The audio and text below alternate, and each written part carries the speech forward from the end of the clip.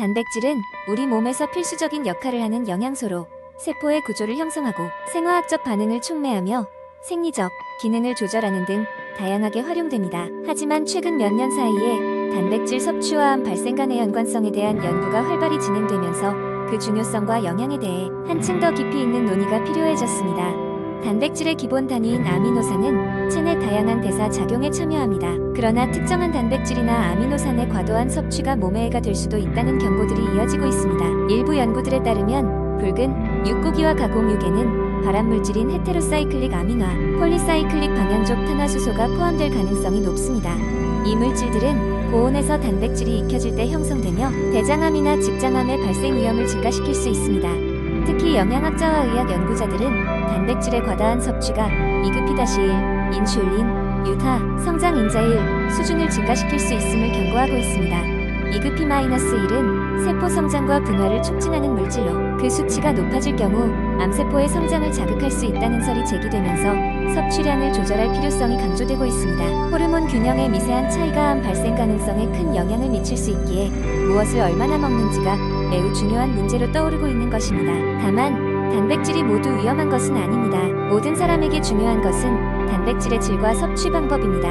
예를 들어 식물성 단백질은 동물성 단백질과 비교했을 때 암 발생 위험을 낮출 수 있다는 장점이 있습니다. 콩, 두부, 렌틸콩 등에서 추출된 단백질은 식이섬유와 항산화 물질도 함께 포함되어 있어 항암 효과를 높일 수 있다는 연구 결과도 보고되고 있습니다. 결국 단백질을 섭취할 때에는 그 출처를 다양화하고 균형 잡힌 식단을 만드는 것이 중요합니다.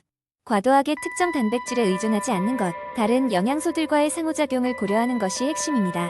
이러한 식습관이 건강한 몸을 유지하는 데 큰 도움을 줄 수 있는 것은 물론 암을 예방하는 데 중요한 역할을 할 수 있습니다. 기억해야 할 것은 단백질은 우리 건강의 필수적인 구성 요소라는 점입니다. 암과의 연관성을 지혜롭게 이해하고 대처함으로써 우리는 보다 건강한 삶을 살 수 있는 기회를 확보할 수 있습니다. 각각의 연구 결과를 맹신하기보다는 과학적 증거들을 바탕으로 식생활을 조절해 나가는 지혜가 필요합니다. 생각해보면 이렇듯 복잡한 영양학의 세계에서 결국 산적한 것은 우리가 얼마나 현명하게 일상에서의 선택을 해나가느냐에 달려있다는 점일 것입니다. 두 번째 이야기 옛적에 사람들은 자연과 더욱 가깝게 살면서 피부 건강을 지키기 위해 다양한 천연 원료들을 활용했습니다. 그 중에서도 10가지 원료는 특히나 그 효능이 뛰어난 사람들에게 널리 사랑받았다고 전해집니다. 먼저 이야기할 첫 번째 원료는 바로 알로에베라입니다. 뜨거운 태양 아래서도 굴하지 않는 이 식물은 피부에 수분을 공급하고 재생을 돕는 효과가 뛰어납니다.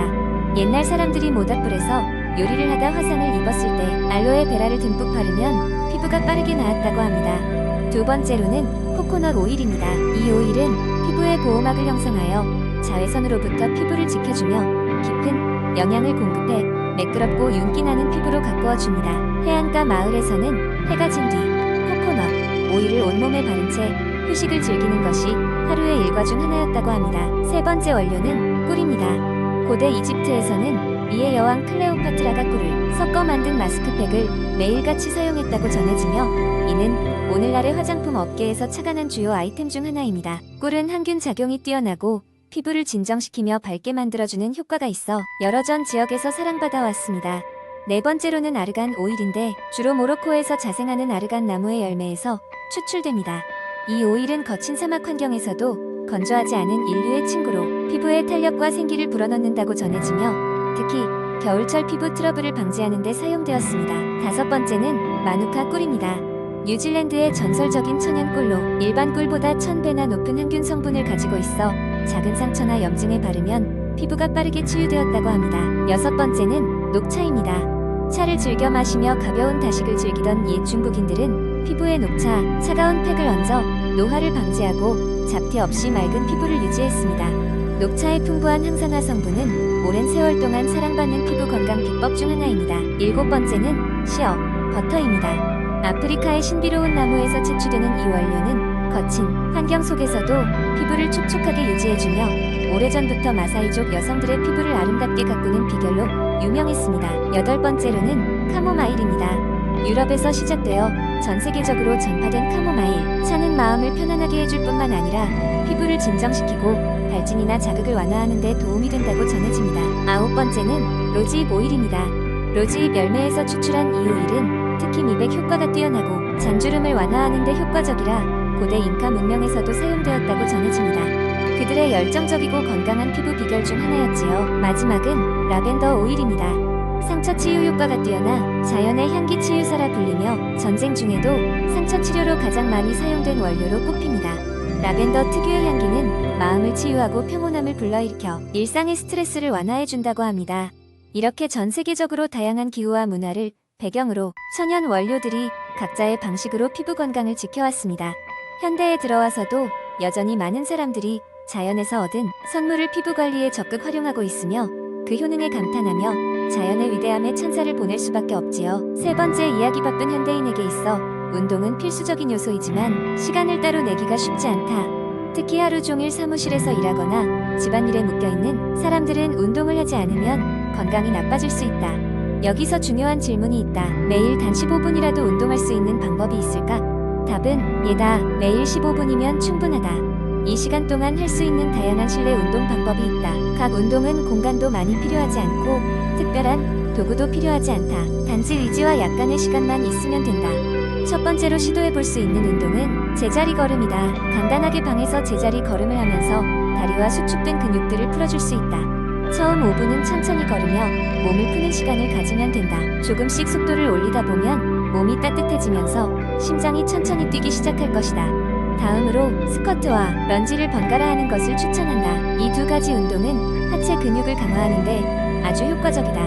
각 운동은 1분씩 번갈아 가면서 수행하도록 한다. 스쿼트는 엉덩이와 허벅지 근육을, 런지는 앞쪽 허벅지와 엉덩이 근육을 집중적으로 강화시켜준다. 효율적으로 몸의 하체를 단련할 수 있는 좋은 방법이다. 상체 운동으로는 푸시업과 플랭크가 있다. 이 운동 역시 교대로 1분씩 수행한다. 푸시업은 가슴, 어깨, 팔 근육을 강화시키는 데 효과적이다.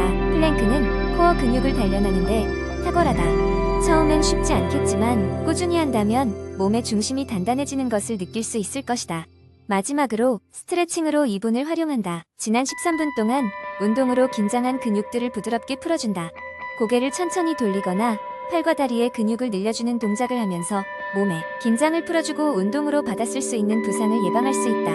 이렇게 하루 15분의 루틴을 완성하면 된다. 중요한 것은 꾸준함이다. 처음에는 15분도 힘들 수 있지만 시간을 내어 지속적으로 실천한다면 몸은 빠르게 적응할 것이다.